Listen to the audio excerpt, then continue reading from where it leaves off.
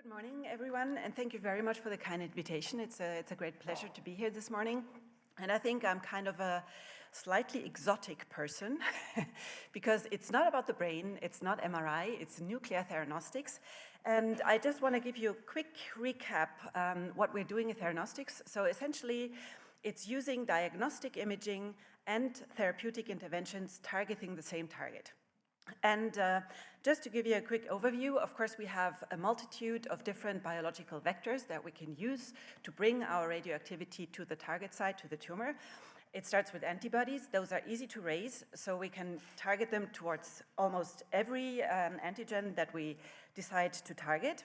But on the slides that I'm going to show you throughout my talk today, it's probably mostly going to be on peptides. And why peptides? Because peptides, they have all the characteristics that we need for diagnostic and therapeutic targeting. So they have excellent pharmacokinetics, and not only for molecular imaging, but we can also tune them to become better therapeutics. They are synthetically accessible. They have low radiation burden. That means if we administer peptides, the dose to the patient is relatively low compared to antibodies. They're not immunogenic usually. And the good thing is, if we want to develop a tracer from scratch, we do have lead structures for a broad scope of oncologically relevant targets already, because pharma is already developing drugs towards those targets. And the most important thing for me is always we have this straightforward chemical modification, so we can really tune those molecules to do a proper job, and so we can tailor and optimize them very easily. So what I'm going to do now is, first of all, lay out the theranostic roadmap so you see where we're heading. Because the thing is, in theranostics, what's very difficult is that you want to combine diagnostics and therapy. So the perfect diagnostic tracer, as you see it here, it actually ideally has that kind of kinetics. So that means you have a fast uptake in the tumor, you can do imaging real quickly, clearance from the background is very fast, but this is not ideally what you want to have for a therapeutic, where you want to have a huge area under the curve in the tumor. That means you deliver the maximum of radiation to your target. So the problem is, how do we find, let's say, a compromise between those two? And the thing is, there are many theranostic concepts in clinical practice, and they rely on very different chemistries and also very different theranostic roadmaps. So I'm going to touch upon different clinical examples that are very different in terms of what molecules are used and what the difference between diagnostic and therapeutic counterpart is. So you can either have really chemically identical companion tracers. That means both your diagnostic and your therapeutic tracer are chemically identical. And this is only given for the radiohybrid compounds, where you have a therapeutic and diagnostic radionuclide, both in the same molecule. Or this is essentially the, let's say, paradigmatic use of theranostics. You have one labeling precursor, but you exchange a diagnostic radionuclide that you use for imaging for a therapeutic radionuclide. But that, in some way, sometimes changes pharmacokinetics. And I'm going to show you a quick example, because the gallium complex looks slightly different than the therapeutic lutetium complex, and that changes your molecule slightly. And then there are theranostic concepts that sometimes took a very long way. So your diagnostic tracer is far away in terms of structure from the therapeutic tracer. And I'm going to touch upon all those different examples and give you a little outlook on where this is heading. So this is the example I already mentioned, gallium dotatate, gallium lutetium dotatate. It's a tracer that's targeted towards somatostatin receptor ligand. And if you look at the affinity, so there's different somatostatin receptor subtypes, but if you exchange your gallium by a therapeutic radionuclide, either yttrium or lutetium, you can see that your affinity to the actual target receptor goes down. But also, you have, let's say, effects that are not that bad. That means the accumulation in somatostatin receptor positive tissues that endogenously express this receptor goes down if you lose this affinity, whereas the tumor accumulation still stays the same. But you buy this, let's say, this this change, you have like higher kidney accumulation, which in this case is not ideal because you deliver a higher radiation burden to the kidneys. So essentially the take home from this message, from this slide is just exchanging one metal for another may already change your pharmacokinetics. Now, we're coming to true theranostics. That's what I mentioned. If your diagnostic and your therapeutic molecule are chemically identical. And this can be realized by using copper radionuclides. Copper both has a diagnostic radionuclide, copper 64, it's a positron emitter, and you have a beta minus emitter, copper 67. And those molecules, independently of the radionuclide that you use, is always chemically identical. And you can see in this comparison here between gallium dotatate, this is the compound I just mentioned, and the copper analog, you can see that the uptake of the copper analog is much higher in those small lesions compared to the gallium, so you have improvement by changing the chelator and by going for this copper theranostics. And this is just an example that shows you very clearly, this is the pre-therapeutic PET image. You see those tumor lesions in the skull very nicely, and then you can do dosimetry using this molecule and then go for therapy, and you find exactly the same accumulation for your therapeutic counterpart. So this is one interesting route to pursue. And then also something that is very hot and coming is targeted alpha therapy. So that means we're not only using beta minus particles for therapy, but alpha particles. But this requires, because for example, lead-212 is an alpha emitter which has different complexation chemistry than many others. You modify your chelator and you get the same targeting. And you can see here, it's those, let's say, in therapeutics, usually we do have those cases where you really have complete remission by 4 cycles of this therapy, but there are also patients where you can kind of alleviate the tumor load, but your patients are not going to be cured. But this is also, it's a route that's currently being pursued using alpha emitters for targeted therapy. And of course, as radiopharmaceutical chemists, we're always trying to make it better and better and better. I'm not going to walk you through all this, let's say, all those different structures. What I wanted to point out is that there are different targeting vectors targeting the somatostatin receptors there, and agonists, antagonists, and so on. And there are different ways of chelating this lead. So there are many different, let's say, different chelators, different spaces, different peptides, and this is one of those examples where your first shot is definitely the best. Everything that's blue here is the original dotamtate that I just showed you on the previous slide, and all the putative improvements didn't improve much at all. So this is also something in theranostics that we oftentimes observe. We want to make things better, we try different things, and then sometimes the first shot was the best. Now we're moving to a different molecular target, the CXCR4 receptor. This is also something that I have personally worked on a lot. So this is showing patients with different blood cancers, hematological cancers, and you can see that gallium pentixafor, which is the diagnostic tracer, accumulates very nicely in all those different lesions. So you would say, based on the previous example for dotatate, oh, it's very easy, we just exchange the gallium for a lutetium and we go for therapy. But in this case, unfortunately, it didn't work because this molecule, gallium pentixafor, is very much embedded in the binding pocket of the receptor, and the gallium complex itself participates in the binding. So whenever we replace the gallium by therapeutic radionuclides or different chelators, we found that the affinity dropped. So we needed a workaround in this case. So that meant we changed something else in the molecule. We exchanged the tyrosine in this position by an iodotyrosin. And you can see that this kind of counterbalanced the loss in binding affinity that we had by changing the radiometal.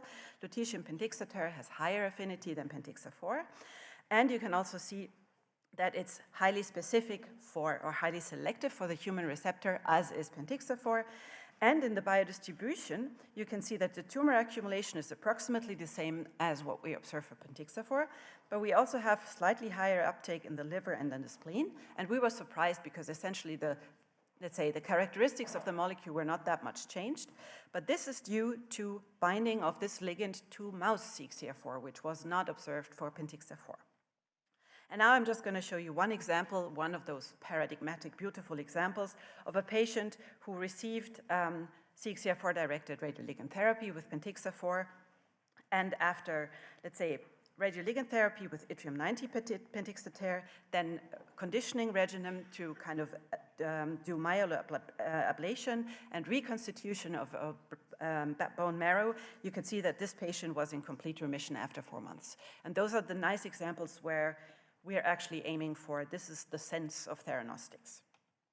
Now we come to the long way, so where you have completely distinct molecules for imaging and for therapy. I don't know if you heard about PSMA. It's in our field, everybody talks about it. PSMA is an antigen that is expressed by prostate cancer and it's very highly upregulated. And this molecule is the diagnostic ligand. It's called PSMA-11. And this molecule, you can see the structure is completely different, is PSMA-617. This is used for therapy. And this is really one of the cases where those developments of diagnostic and therapeutic counterpart went in parallel. And you can see in those biodistributions here that PSMA-11 does exactly what is needed for, let's say, fast imaging. It means you have tumor accumulation after 1 hour, but then it goes down, let's say, it stays the same or goes down after 24 hours. Whereas the therapeutic compound, where you want to avoid high radiation dose, for example, to the kidney, and want high radiation dose to the tumor, after 1 hour, you still have high kidney dose and reasonable tumor accumulation, but then after 24 hours, the kidney accumulation goes down completely and you have even higher tumor accumulation. So that means you can really specifically optimize molecules for the respective applications. What's happening now is that those molecules are in the clinic, they're approved, and it's, let's say, constantly used, but we're still looking for, let's say, improvements one way or the other. And one way to kind of improve therapy with lutetium PSMA-670 is just choosing a different radionuclide. Terbium and lutetium are very similar in terms of half-life, beta minus energy, but what's very different for terbium-161 is that you have conversion electrons, so that means other decay modes in this radionuclide, and also Auger electrons. Those are electrons that have, let's say, deposit a high dose in a very small radius. And that means in a small sphere of 10 micrometers, you can deposit almost 4-fold the dose with terbium as compared to lutetium. And this is also reflected, I'm not going to go through all those images, but if you look at the normal organ dosimetry for terbium and lutetium, they're essentially comparable in the kidneys and in the salivary glands. And then you can see the relative therapeutic index, meaning the dose to the tumor versus the dose to the kidney, is much higher for terbium as compared to lutetium. And also, if you look at individual lesions, the dose is always higher for terbium than lutetium. So this is one way to go if you really want to still improve theranostics. Again, we're coming back to alphas. What's used very much for PSMA-targeted alpha therapy is actinium-225. Actinium-225 is kind of deemed an in vivo generator because it has 4 alpha decays and at least 2 beta decays until it ends up in stable bismuth. And this can be used for very powerful, let's say, tumor eradication. Again, this is one of the patients where this works admirably well, where you can really actually cure a patient from this massive cancer load by using targeted alpha therapy. And now this field is still evolving. It's going in, let's say, different directions, because you can imagine like an alpha particle has a very short range. It does a lot of damage in a very small diameter, whereas the beta particles reach further. So some people thought, and I think the idea is right, that it makes sense to combine both beta and alpha emitters in one therapy, and this has been tried in patients, and there are different ways of kind of detecting this activity. If you add lutetium, you can even do SPECT during radioligand therapy, whereas alpha has hardly any gamma emission, and you can really, I mean, those are images that don't tell you much in terms of dosimetry. But all this is possible. Still, we have unresolved challenges. So in terms of alpha therapy, we have a big problem in terms of production supply of the radioisotope. There's really a scarcity, so we can't treat all the patients. And also something I didn't touch upon, but you can imagine that if an alpha, let's say actinium decays and an alpha particle is emitted, you have a huge recoil. So that means the actual chelated atom flies out of the chelator, and you have all the daughter radionuclides of actinium floating freely in the circulation and accumulating specifically or not so specifically in different tissues. And that means radiation burden where you don't really want it. This is about the daughter distribution. And then, of course, as you can see here, we have huge limitations in terms of imaging, actinium-225 and dosimetry. And there are still things that, I mean, of course, there's acute toxicity, especially that the first daughter of actinium francium 221 accumulates selectively in the salivary glands. That means many patients, even if they're cancer-free, their salivary glands don't work anymore, and they suffer from severe xerostomia. And then also something that has not been addressed sufficiently yet is delay toxicity. We always look at patients, the kidney is okay, but no one has looked, let's say, years after radioligand therapy, what this really does. So there's different things that we still need to address to make this safer and better. And I mean, we have implemented alpha therapy, but I said there's still ways to we need to improve the existing concept. And also something that has been lacking in the field of nuclear medicine, we treated the tumor and what the radiation does to the tumor as a black box. We delivered the dose and that's it. But now there's an increasing interest in a better understanding of radiobiology, because this also implies taking into account the immune system, which is also active in this kind of therapy. And then, of course, what's coming up and coming is we need to design smart combination treatments, because it's becoming more and more obvious that radioligand therapy alone, as chemotherapy alone, are, let's say, they are helping, they can prolong a patient's life, but cures are very improbable if you only use one modality. So I'm just going to walk you through a couple of recent attempts to improve theranostics. If you remember this time activity curve that I showed you in the beginning, what we want in therapeutic tracers is, let's say, prolonged residence time of the tracer in the tumor and thus deposition of high doses. And one attempt that was made on the basis of PSMA 617, which I already showed you, is to introduce a large bulky lipophilic group to improve the plasma protein binding. So if your ligand binds more to plasma proteins, it's going to circulate longer and it's going to be delivered over a longer time. And this is something you can appreciate in those patient images. This is SPECT imaging after application of a therapeutic dose. This is PSMA 617. Do you see it's cleared much faster from the tumor lesions than is this Evans blue PSMA 617. But the problem is, even though this time activity curve is exactly what you want it to be for the tumor, you also have a dramatically increased total body dose, kidney dose, red bone marrow dose, and salivary gland dose. So this is a way that it's not going to improve, let's say, the outcome for the patient. But if you look at the molecule, I mean, I just showed you there was this PSMA 617 with this dye. There is a maleimide linkage in this molecule, and maleimides are inherently not very stable in vivo. So this one little change in the linker already led to dramatically improved stability of this ligand, and a more stable ligand also accumulates better and, let's say, is cleared intact, and you don't have weird fragments that are accumulating in tissues where you don't want them to accumulate non-specifically.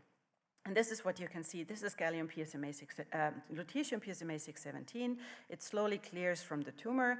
This is the Evans blue compound, which had massive kidney accumulation, and it cleared from the tumor quite rapidly. And this is the stabilized compound, where you have kidney clearance and you have prolonged retention in the tumor. So that means you have much higher tumor absorbed dose for the stabilized molecule versus the non-stabilized molecule. And thus, it's oftentimes those tiny molecular changes that make all the difference for therapeutic compounds. There's another example where you can really change a lot just by introducing one tiny methyl group. So those are bombazine, so gastrin-releasing protein peptide receptor targeting tracers. They're bombazine antagonists. This is the original molecule, and this is the modified molecule. And you can see the introduction of this methyl group here didn't really change much in terms of the characteristics of the molecule, affinity, internalization, or lipophilicity. But it changed everything in terms of stability. And that's also reflected in the tumor accumulation if you want to do therapy. This is the stabilized compound, which has a stable retention in the tumor, whereas the less stable molecule is cleared from the tumor. There's another approach for enhancing tumor retention, not only based on stability, but this is something that I personally found, like when I read that paper, I was like, oh my God, why didn't I have that idea? it's really, I thought it's extremely elegant. So what they do is kind of they modeled the molecule, let's say the tracer, in the binding pocket of the tracer. And then they introduced a fluorosulfate group that allows attack by a nucleophile and then covalent binding to the receptor pocket. So that means once your ligand binds, you have that nucleophilic interaction with one of those amino acid side chains, and it's stuck forever. And already in terms of imaging, that does change a lot. So again, we have a different target. This is fibroblast-associated protein here. You can see this very faint uptake with the compound that is currently in the clinic, and you can see how much this is boosted by the fact that this tracer, once it binds, it can't go off anymore. And this is exactly the same for all the patients that were observed. And of course, you can imagine that, I mean, diagnostically, this is nice to have, but it's even more important for therapy. So this is the pharmacokinetics, or time-integrated activity in the tumor for the clinically used compound, FAP-04. So you see you have very fast washout from the tumor, so you're not gonna really have any therapeutic effect. But with your covalently bound ligand, it stays forever and ever. The clearance is really, really slow, and you achieve massive increase in terms of dose deposition in the tumor.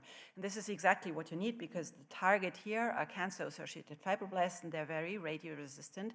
So you really want to try to deliver as much dose as you can. So this is, for me, one of the nicest examples in recent times that illustrate how much a tiny change in a molecule can change things. So don't worry, I'm not going to walk you through all those different processes of what radiation does to a cell, whatever. The only thing I want to draw your attention to, everything that induces an immunosuppressive response is in red, and everything that induces, in terms of radiation, an immune activation is in green. And you can see that on this slide, there are many, many more green things than red things. So that means radiation in general has the tendency to to create an inflammation in the tumor. And this is something we really need to exploit, and that's where combination treatments come in. So this is the first example where radioligand therapy and immune checkpoint inhibition have been used together. First of all, the tracer that has been used here is an alkyl phosphocholine analog. That means it's a ligand that inserts itself semi-specifically into the cell membrane of tumor cells. And the first thing that in the study that was done was to determine the dose symmetry, meaning how much dose is deposited in the tumor if I inject a given amount of activity. And knowing this, the authors of the study could determine exactly how much ligand they needed to inject to administer exactly 2.5 gray to the tumor. And then they compared either, let's say, specific irradiation of the tumor by external beam radiation therapy, whole mouse, whole body irradiation with 2.5 gray, or radioligand therapy with 2.5 gray. And then they investigated the, let's say, the effect, or let's say, synergistic effects with immune checkpoint inhibition. And what they could find is that if you irradiate the tumor, the combination with checkpoint inhibition, this is irradiation alone, this is combination with checkpoint inhibition. Already you get an increase in response, a dramatic increase in response if you do local irradiation of the tumor, but this gets even better if you do radioligand therapy. So that means there are different ways of dose delivery. External beam radiation is a very short pulse, whereas radioligand therapy is extended time. You have this dose deposition, and this is, in terms of immune system activation, more powerful than external beam radiation therapy. So that means combining those two modalities absolutely makes sense. Then there are different ways that we also try to kind of modulate the response to radiation to render the tumors more radiosensitive. This is an example which is not, let's say, blatantly obvious that it really does change a lot. But if you kind of inhibit HSP90, HSP90 is a chaperone that kind of prevents degradation of proteins and makes sure that they're well expressed. And this is one of the responses of cells to stress. So if they upregulate HSP90, that means they are dealing better with irradiation. And if you inhibit this, you can see that the mice in combination treatment survived longer. Tumor growth was delayed in those mice, and also they survived longer if you combine this. So if you kind of attack the tumor defense mechanism against radiation, you can improve the outcome of radioligand therapy. And what was particularly interesting in this case, I don't know if you remember one of the first slides, somatostatin receptor targeted radioligands have this very high accumulation in the kidney. And interestingly, of course, this does kind of induce damage in the glomeruli of the kidney. And this is if you do lutetium dotatate radioligand therapy alone. But in the combination treatment, the number of damaged glomeruli was much lower. And they found that if you downregulate HSP90, you upregulate HSP70, which is then protecting the kidney from radiation damage. So there's, let's say, a multitude of different factors here that you have to kind of factor in if you do that kind of combination treatment.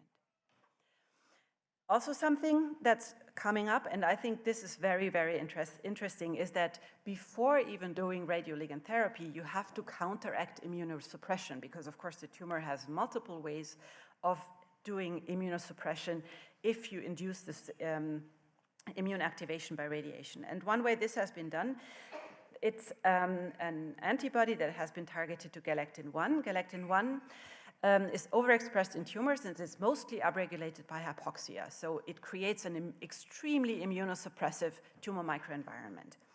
And what the authors in this study did first, they kind of had a tumor model, 41 tumor-bearing mice, subcutaneous, and they just scanned all the mice before they started immunotherapy. And what they were able to find that in the mice with low uptake, that means they have a less immunosuppressive tumor microenvironment, the tumors grew slower than in the mice with high uptake, where the immunosuppression was better. So that means you can pre-select for immunotherapy just by knowing how immunosuppressive your microenvironment is.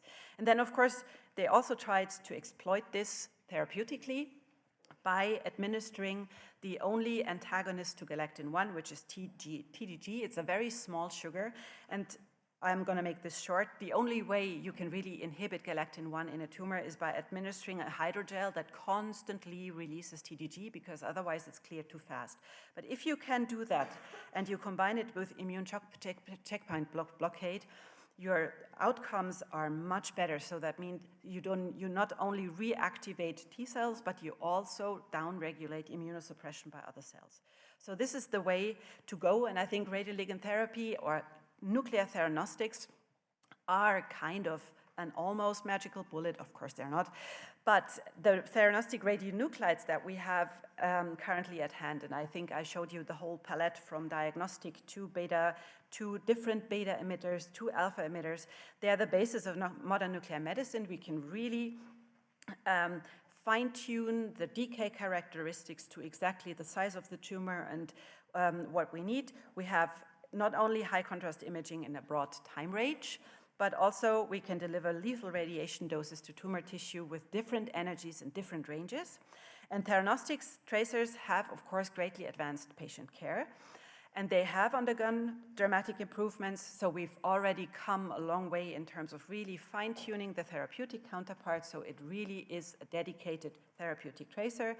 But we still need to improve, not only in terms of dosimetry and efficacy, but also exploit all those different avenues of combination treatments, because I think we can still make cancer patient care a lot better by combining what we have with conventional therapies altogether. And with this, I would like to conclude. I would like to thank my group that constantly supports me in my endeavor to still make this better. And I would like to thank the whole group at CHUV, UNIL, for their constant support, and of course the funding agencies. And I thank you very much for your attention for this roller coaster ride of colorful images. Thank you very much.